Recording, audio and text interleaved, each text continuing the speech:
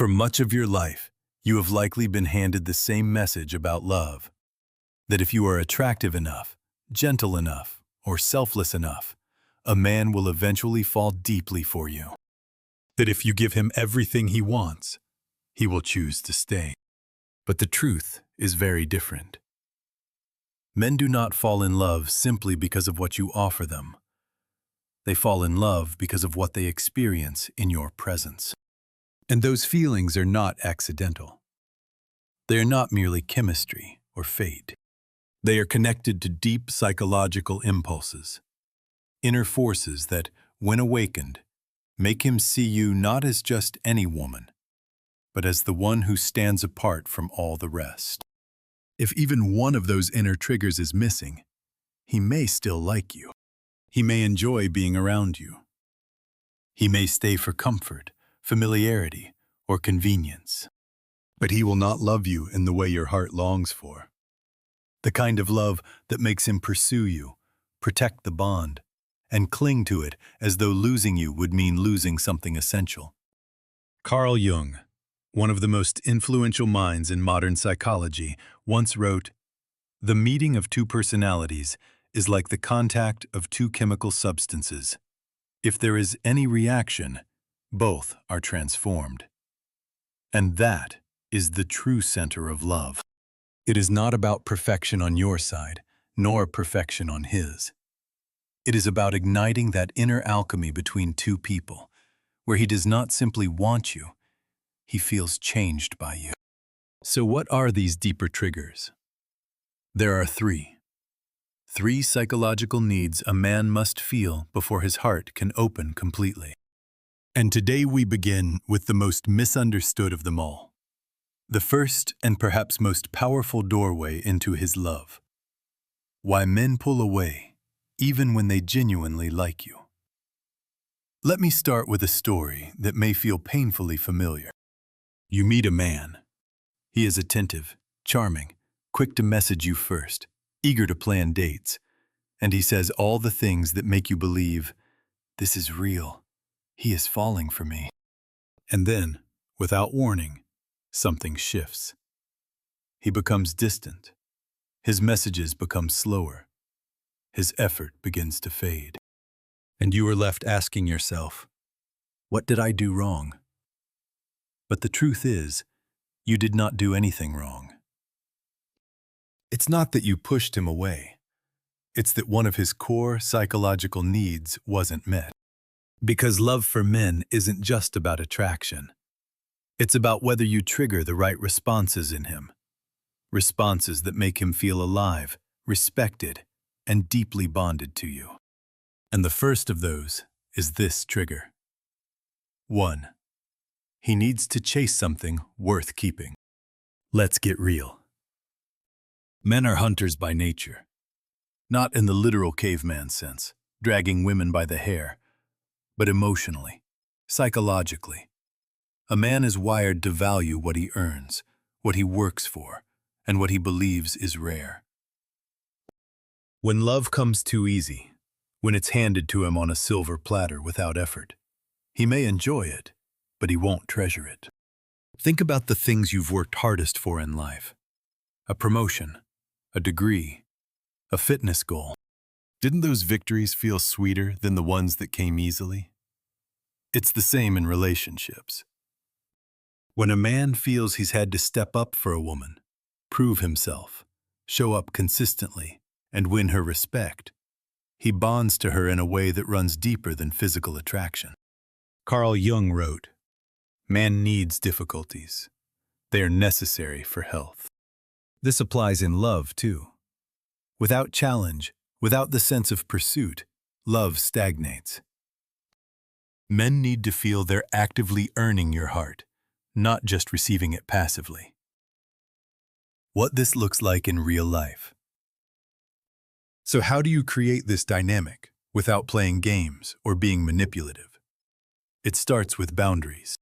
You don't say yes to everything. You don't cancel your plans every time he calls. You don't pour out all of your vulnerability in the first week. Instead, you let him earn closeness. You show him that your love is valuable and not just anyone gets access to it. This doesn't mean being cold or distant. You can be warm, affectionate, and open, but you also keep your sense of self.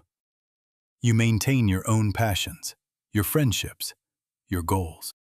You remain someone with a life outside of him. And, paradoxically, that makes him want you more. Because here's the secret. Men don't crave a woman who is endlessly available. They crave a woman who is worth chasing. The psychology behind it. Why does this work? Because effort creates value. The more energy someone invests into something, the more they identify with it, and the more they want to protect it. If a man has to consistently step up for you, if he has to win your heart piece by piece, he won't just fall in love, he'll stay in love. Jung said, "You are what you do, not what you say you'll do." When a man is doing the work of showing up for you, proving himself, investing his energy and time, he is forming his own identity in relation to you. He isn't just with you because you're beautiful or kind. He's with you because being with you makes him a better man. That's powerful. That's what makes love last. How to strike the balance. Of course, there's a fine line here. Too much distance, and he'll assume you're uninterested. Too much availability, and he'll take you for granted. The art is in balance. Be warm, but not overly available. Be open, but not without boundaries. Share yourself, but don't rush vulnerability. Think of love like a fire. If you dump gasoline all at once, it flares up and then burns out quickly. But if you feed it slowly, carefully, piece by piece, it grows stronger, hotter, and more enduring. That's how men fall in love. Not through instant gratification, but through the ongoing pursuit of something valuable. When he finally feels he's earned you. Here's the beauty of this truth. When a man finally feels like he's earned you, not just won you easily, not just stumbled into your love, but truly worked for your heart, something changes inside him. You stop being just another woman he likes. You become the woman he respects, the woman he treasures, the woman he would never risk losing. Because in his eyes, you're not just his partner, you're his prize. Not in a shallow way, but in the deepest way possible. You are the woman who called forth his best self. So here's where we are. The first psychological trigger that makes a man fall in love is this. He needs to chase something worth keeping, because effort creates value, and value creates love. But this is just the beginning. Even if he's chasing you, even if he values you, there are still 2 more triggers he needs before his heart can fully open. The next one is something so powerful, it can make or break whether he ever sees you as the one. We have to have uncovered the first trigger that unlocks a man's heart. The need to chase something worth keeping. Without that challenge, his love never deepens. But even when a man is chasing you, even when he values you, there's another element that determines whether he'll truly fall in love. And this one is so often misunderstood that many women unintentionally sabotage their relationships by missing it. That element is admiration. Why admiration matters more than you think. Men don't just want love. They don't just want affection, loyalty, or attraction. They want something deeper, something that reaches their core identity. They want to feel admired. See, men live in a world where they are constantly measured by their performance. From the time they're little boys, they're told to be strong, to succeed, to provide, to protect. Society whispers to them, your worth is in what you achieve. And while women are often taught to value being loved, men are taught to value being respected. Carl Jung once wrote, as a man is, so he sees. As the eye is formed, such are its powers. What does this mean in love? It means that the way a man sees himself determines the way he can show up for you. If he sees himself as admired and respected in your eyes, he feels powerful, alive, capable. But if he sees himself as criticized, judged, or controlled, he shuts down. The problem with control. Too many relationships fall into the trap of control. It starts small. You notice the way he loads the dishwasher and think, that's not how it should be done. You don't mean harm. You're just trying to help. But he feels corrected. Or he tells you his idea for a project, and instead of affirming his initiative, you immediately point out what could go wrong. You're trying to be practical, but to him, it feels like doubt. Over time, these little moments stack up. And here's the thing, a man who feels controlled won't fight back. He'll pull away. He'll retreat into silence, or into work, or into distractions. He may stay physically present, but emotionally, he's gone. Because men don't fall in love with women who make them feel small. They fall in love with the women who make them feel like the best version of themselves. The secret language of admiration. So, what does admiration look like in real life? It's not about flattery. It's not about pretending he's perfect. It's about noticing his effort and acknowledging his strengths. Think of the last time someone told you, I see how hard you've been working. Didn't it land differently than a generic, good job? One feels personal, specific, and deeply affirming. For men, admiration is like oxygen. Without it, they suffocate in relationships. With it, they thrive. Here are some examples. Instead of saying, I love you, say, I admire how hard you work for us. Instead of, thanks for fixing that, say, I love how you always know how to take care of things. Instead of, you're strong, say, I feel safe when I'm with you. Do you see the difference? Love can feel passive. It's something you feel. Admiration feels earned. It tells him, I see your effort. I respect you. I value who you are. And here's the truth. A man would rather feel respected without love than loved without respect. That's how deeply admiration runs in his psychology. Why admiration unlocks his heart. Admiration does something that nothing else can. It lowers his defenses. Men walk through the world wearing armor. They're expected to be providers, protectors, achievers, and most of the time, they don't feel seen for who they really are.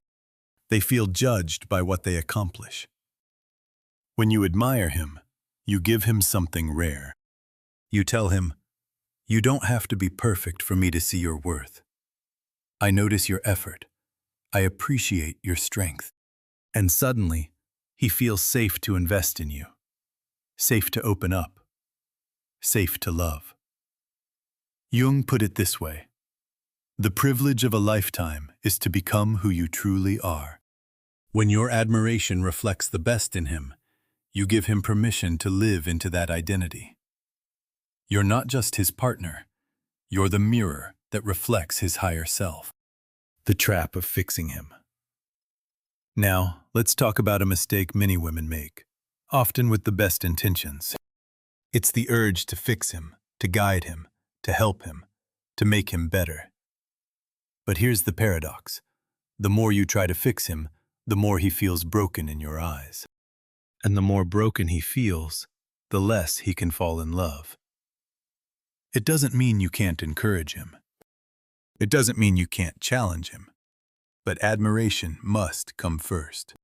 He must feel that you already see him as capable before he can hear your guidance.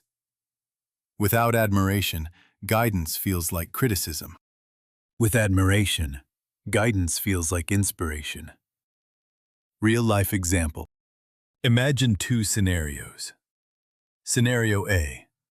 He tells you he wants to start a new business. You respond, that's risky. Do you even know how hard it is? Maybe you should just stay in your job. He hears, she doesn't believe in me. Scenario B. He tells you he wants to start a new business. You respond, I admire your drive. You always go after what you want. I know it won't be easy, but I believe in you. He hears, she sees my strength. She believes I can handle challenges. Which scenario do you think makes him fall deeper in love? The takeaway. Admiration isn't optional. It's essential. When you admire a man, you breathe life into him. You awaken his strength, his drive, his desire to protect and provide.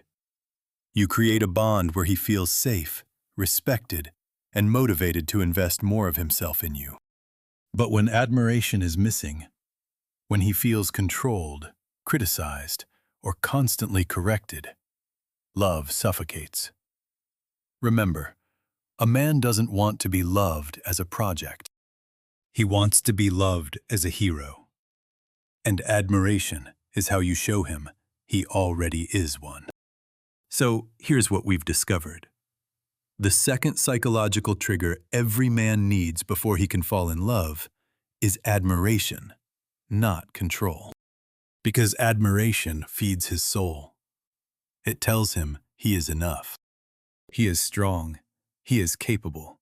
And when he feels that in your presence, his heart opens in ways it never could otherwise. But we're not finished yet. There's still a third trigger. A trigger that's the most powerful of all.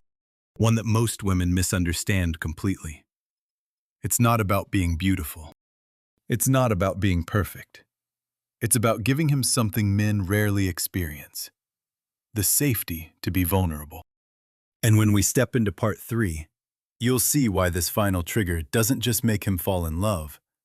It makes him bond with you in a way that can last for life. Stay with me, because what comes next could change everything you thought you knew about men. These two triggers awaken his drive and strengthen his identity. But even when he's chasing you, and even when he feels admired, there is still a part of him holding back. It's the part of him that the world rarely sees. The part he keeps locked away, even from his closest friend. And unless this part of him feels safe with you, he will never fully fall in love. Because love isn't just about passion or respect. It's about vulnerability. And the third psychological trigger is this. He needs to feel safe enough to be weak.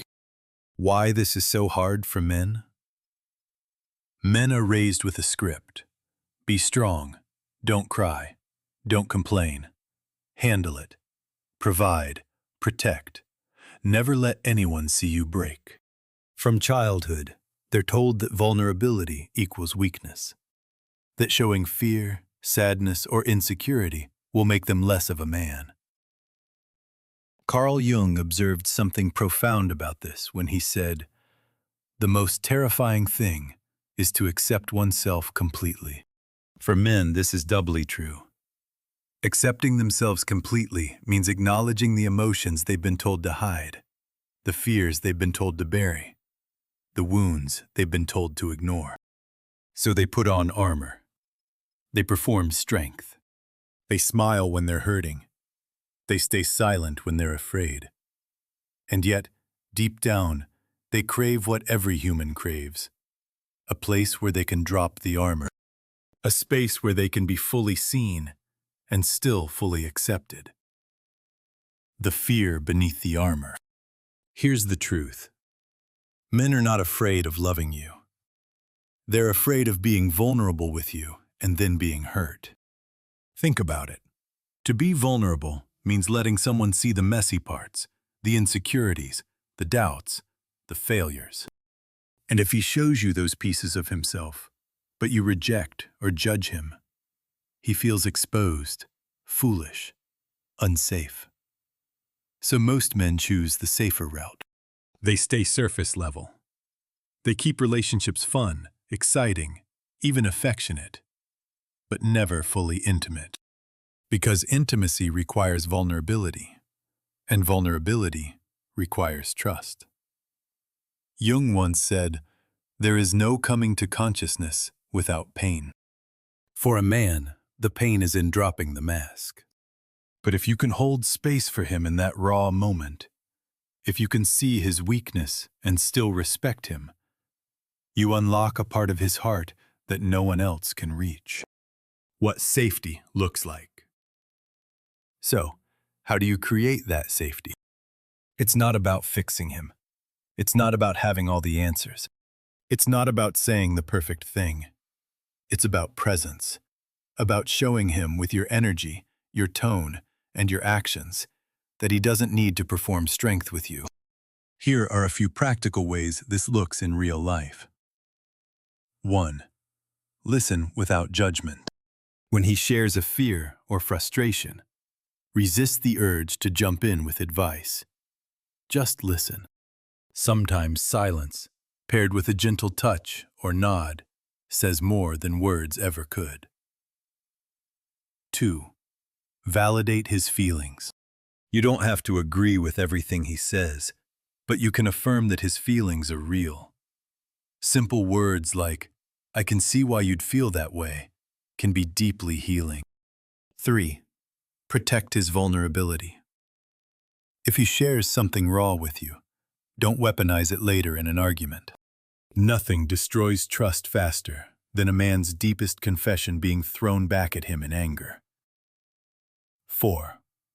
Hold him physically. Sometimes words fail. A simple act, laying your head on his chest, wrapping your arms around him, or holding his hand, can tell him, "You're safe here." Why this bonds him to you. When a man feels safe enough to be weak with you, he bonds with you on a level that goes beyond attraction or admiration. Because in that space, he is no longer just the provider, the protector, the achiever. He is simply a human being. And you are the one person in his world who allows him to be that without shame. Jung wrote, "The meeting of two personalities is like the contact of two chemical substances. If there is any reaction, both are transformed." That's exactly what happens here.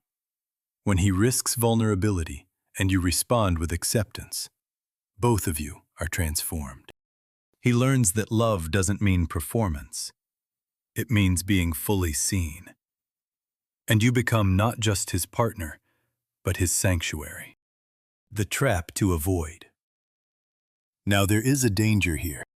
Some women, when a man opens up, slip into the role of fixer or therapist. They mean well, they want to help. But when a man feels like you're diagnosing him, solving him, or analyzing him, it makes him retreat again. He doesn't need you to fix him.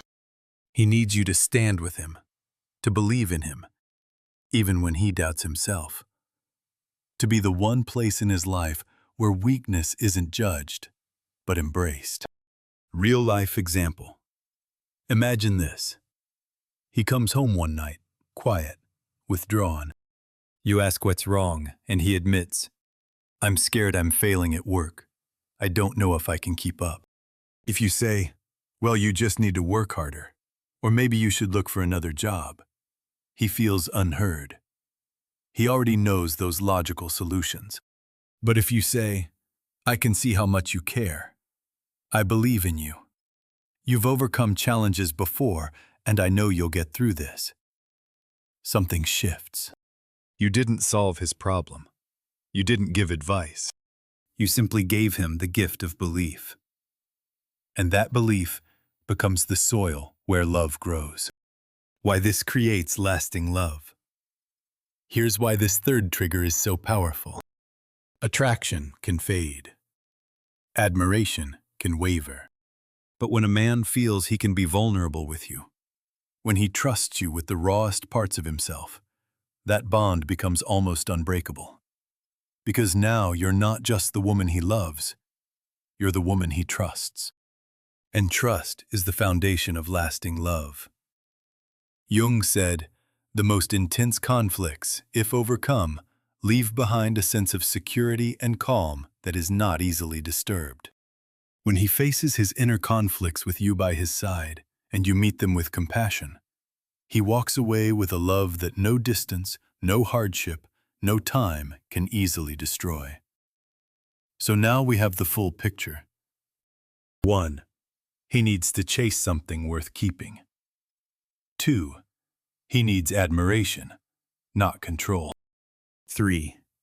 He needs to feel safe enough to be weak.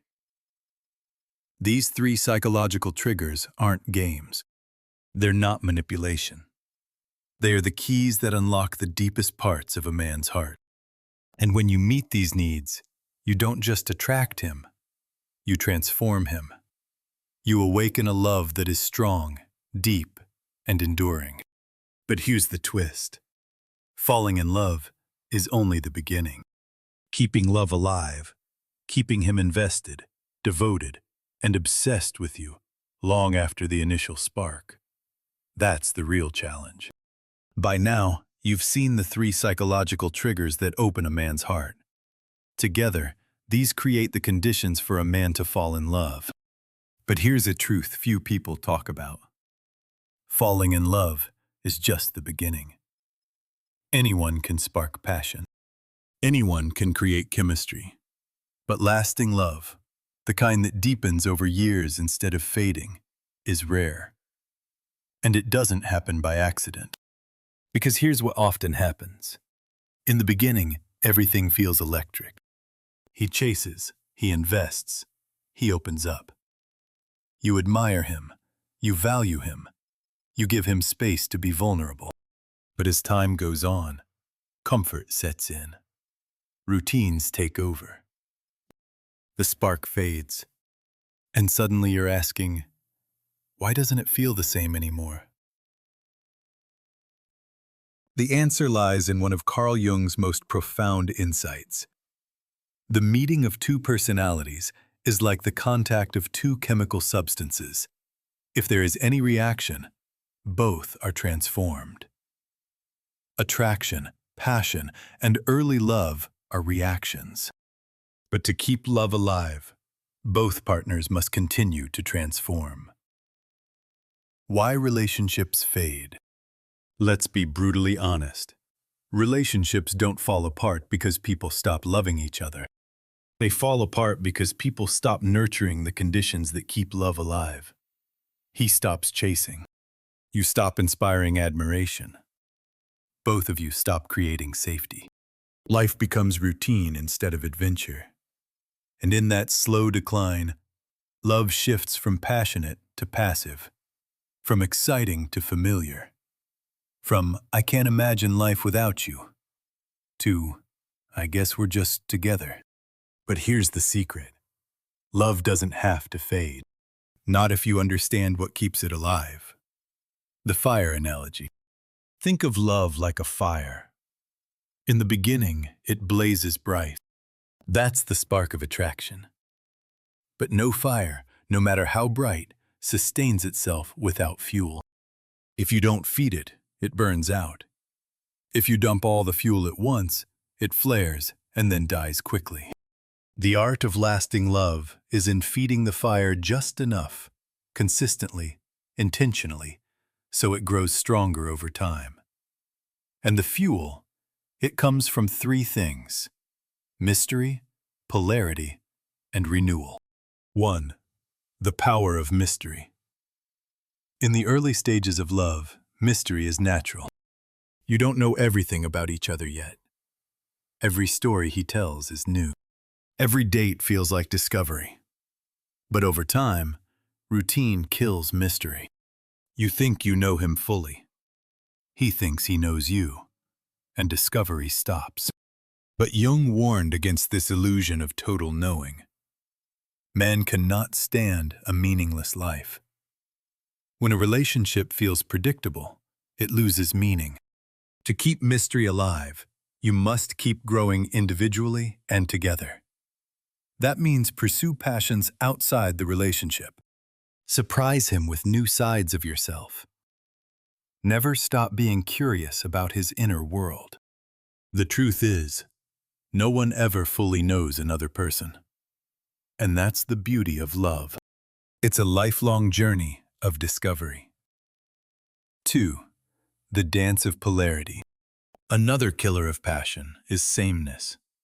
When two people become so comfortable that they lose their polarity, the magnetic push and pull between masculine and feminine energy, desire fades.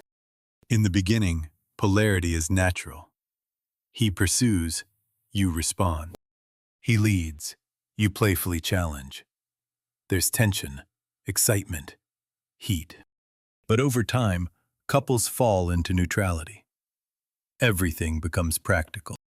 Bills, chores, errands, and the polarity that created desire dissolves. To keep polarity alive, you must keep playing the dance. Let him step into his strength, while you lean into your radiance. Allow moments where you surrender control, and moments where you challenge him playfully. Keep the energy alive by not slipping fully into routine roommate mode. Because polarity isn't just about attraction. It's about energy. It's about keeping the spark of pursuit alive even years into the relationship. 3. The need for renewal. Finally, the greatest fuel for lasting love is renewal. Love grows stale when it stays stagnant.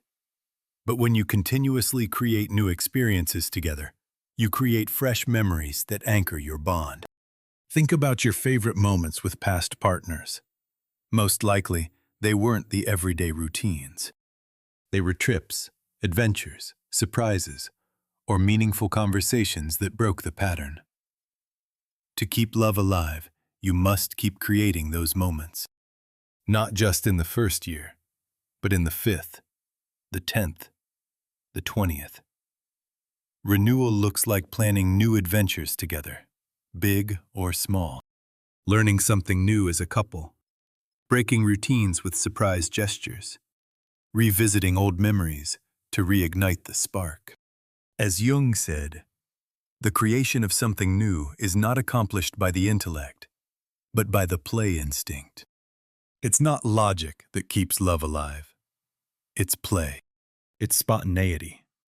It's the willingness to continuously rediscover each other. Practical ways to keep his love alive. Let's bring this down to earth. Here are some tangible ways to apply these principles. 1. Never stop dating him. Even if you've been together for years, carve out intentional date nights where you dress up, flirt, and treat it like the beginning again. 2. Challenge routine. Instead of dinner at the same place, try a cooking class together. Instead of movie night, take a weekend road trip. 3. Feed his admiration. Don't stop noticing him. Don't stop complimenting his efforts. Even after years, admiration is still oxygen. 4. Stay mysterious. Keep some passions and interests just for you. Surprise him with new experiences, ideas, or parts of yourself. 5. Protect intimacy. When he opens up, continue to be his safe place. That emotional trust is what keeps his love rooted. Why this works? Because here's the truth. Love isn't about what you do once. It's about what you repeat. Falling in love is chemistry. Staying in love is choice. And the couples who last aren't the ones who never fight or never struggle. They're the ones who continuously feed the fire. They keep chasing, admiring, and creating safety over and over, year after year. So, here's the secret to lasting love. Keep the mystery alive by never stopping your growth. Keep the polarity alive by honoring the dance of energy. Keep renewal alive by creating fresh memories together. Because love isn't static, it's dynamic. It's a living, breathing force that requires care, attention, and play. And when you embrace this, you don't just fall in love, you stay in love. But we're not done yet. Practical ways to keep his love alive. Let's bring this down to earth. Here are some tangible ways to apply these principles. 1. Never stop dating him. Even if you've been together for years, carve out intentional date nights where you dress up, flirt, and treat it like the beginning again. 2. Challenge routine. Instead of dinner at the same place, try a cooking class together. Instead of movie night, take a weekend road trip. 3. Feed his admiration. Don't stop noticing him. Don't stop complimenting his efforts. Even after years, admiration is still oxygen. 4. Stay mysterious. Keep some passions and interests just for you. Surprise him with new experiences, ideas, or parts of yourself. 5. Protect intimacy. When he opens up, continue to be his safe place. That emotional trust is what keeps his love rooted. Why this works? Because here's the truth. Love isn't about what you do once. It's about what you repeat. Falling in love is chemistry. Staying in love is choice. And the couples who last aren't the ones who never fight or never struggle. They're the ones who continuously feed the fire. They keep chasing, admiring, and creating safety over and over, year after year. So, here's the secret to lasting love. Keep the mystery alive by never stopping your growth. Keep the polarity alive by honoring the dance of energy. Keep renewal alive by creating fresh memories together. Because love isn't static, it's dynamic. It's a living, breathing force that requires care, attention, and play. And when you embrace this, you don't just fall in love, you stay in love. But we're not done yet. Now, we arrive at the most important question of all. Once he's fallen, how do you make sure he stays in love? How do you ensure he doesn't just adore you in the beginning, but remains deeply obsessed with you for years, even decades? The answer lies in something deeper than attraction, deeper than admiration, deeper than even vulnerability. It lies in emotional imprinting. What is emotional imprinting? Emotional imprinting is the process of creating feelings in him so powerful, so unique, that he associates them only with you. Think about your own life. We all carry memories tied to emotions. A smell that takes you back to childhood. A song that reminds you of your first heartbreak. A place that brings back laughter. Those moments stick, not because of logic, but because of the emotional imprint they left on you. For a man, the woman who leaves the deepest imprint, the one who creates emotional experiences he cannot find anywhere else, is the woman he becomes obsessed with. Carl Jung touched on this truth when he said, "There can be no transforming of darkness into light and of apathy into movement without emotion." Logic doesn't bond him to you. Emotion does. Why most women miss this? Most women try to keep a man by giving more. More love, more attention, more effort. But effort alone doesn't create obsession. Emotional imprinting does. He doesn't stay because you're the most giving. He stays because of how he feels when he's with you. Feelings that he can't replicate anywhere else. And those feelings come from a blend of the triggers we've explored, plus one final ingredient: inspiration. The power of inspiration. A man doesn't just want a partner. He wants a muse. Someone who inspires him to rise higher, dream bigger, and become more than he thought possible. Think of the greatest love stories in history. They weren't about comfort. They weren't about routine. They were about transformation. Dante and Beatrice, Napoleon and Josephine, Johnny Cash and June Carter. Each of these men was changed by the presence of their beloved. Jung wrote, "The meeting with oneself is at first the meeting with one's own shadow." A man often meets his shadow, his fears, his weaknesses, his doubts, when he falls in love. But when you inspire him, you help him face that shadow and rise above it. That's obsession. Not in a toxic sense, but in the sense that he feels you are woven into the story of his highest self. How to become his inspiration. So, how do you do this? How do you become the unforgettable woman who imprints herself on his soul? It's not about perfection. It's not about always knowing what to say. It's about embodying 3 qualities that inspire him. 1. Aliveness. When you live fully, pursuing your passions, embracing joy, radiating energy, you awaken his aliveness too. You remind him that life is not just about survival, but about living. 2. Challenge. When you lovingly challenge him, not by criticizing, but by expecting his best, you inspire him to grow. You show him that he's capable of more than his fears suggest. 3. Faith. When you believe in him, even when he doubts himself, you give him the strength to face challenges he might otherwise avoid. Your faith becomes his courage. Real-life example. Imagine he tells you he wants to run a marathon, but secretly fears he'll fail. If you dismiss it, he feels unsupported.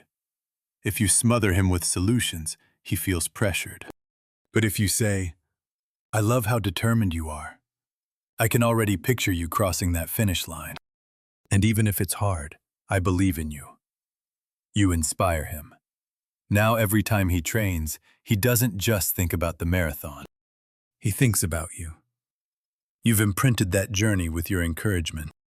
And when he finally crosses the finish line, the victory isn't just his. It's yours too. Because he'll forever link that moment of triumph with the woman who believed in him.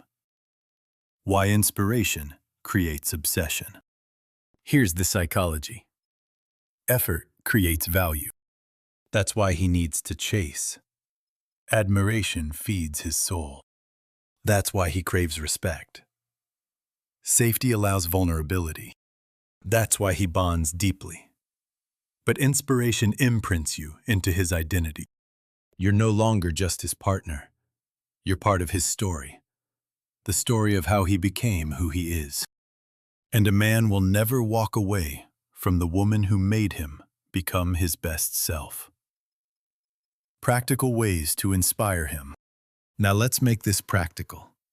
First, honor his wins, even the small ones. When you acknowledge them, they carry more weight. Second, support his dreams, not with blind praise, but with genuine belief that he can grow into them. Third, embody growth in your own life. When he sees you pushing forward, learning, and becoming more of who you are, it naturally calls something higher out of him too. Fourth, speak to the best within him. Instead of saying, "Why are you so lazy?" say, "I know there is so much more in you, and that is one of the things I admire." Fifth, build a shared future together. Dream side by side. Talk about the life you both want to create. Give him something beyond the ordinary moment, something meaningful to move toward. So let's gather it all into one truth. Pursuit. He treasures what he has invested himself in earning. Admiration. He flourishes where he feels respected. Safety. He forms deep attachment where he is allowed to be vulnerable. Inspiration. He remains deeply attached to the woman who leaves a lasting mark on his spirit. These are not manipulations. They are not games. They are the deeper pillars of enduring love. Because in the end, a man does not fall in love with beauty alone, or kindness alone, or even compatibility alone. He falls in love with how he feels in your presence. And when you create an experience of pursuit, respect, emotional safety, and inspiration, you do more than capture his heart. You become unforgettable to it. Carl Jung once said, "Your vision will become clear only when you look into your own heart. Who looks outside dreams. who looks inside awakens. The same principle lives inside love. When a man awakens to the deepest part of himself in your presence, he does not simply love you. He carries you within him in a way he cannot forget. And that, more than anything, is what creates lasting obsession. Not for a moment, not for a passing season, but for a lifetime. If these words resonated with you, then what comes next may open even more for you. Each week, I share deeper insights into love, psychology, and relationships. The truths most people never pause long enough to see. Do not leave with only a spark. Stay for the flame. Subscribe now, turn on the bell, and let's change the way you understand love from the inside out. Because what is coming next is something you will not want to miss.